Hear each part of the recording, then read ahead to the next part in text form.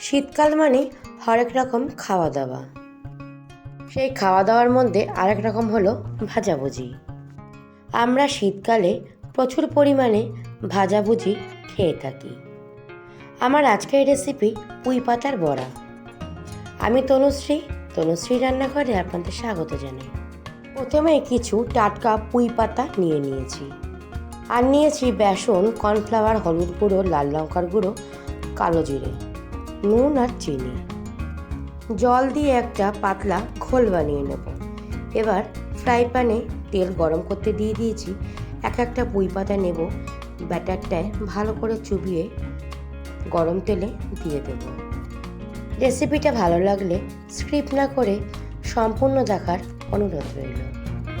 পুরনো বন্ধুদের অসংখ্য ধন্যবাদ আমার পাশে থাকার জন্য।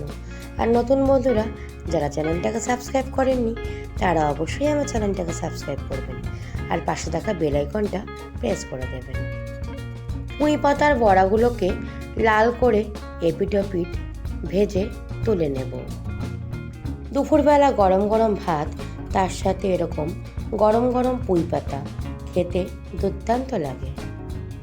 আজকের আমার রেসিপি যদি আপনাদের ভালো লাগে বাড়িতে একবার হলেও বানাবেন, আর বাড়িতে বানালে আমাকে কমেন্ট করতে ভুলবেন না। টাটা বন্ধুরা।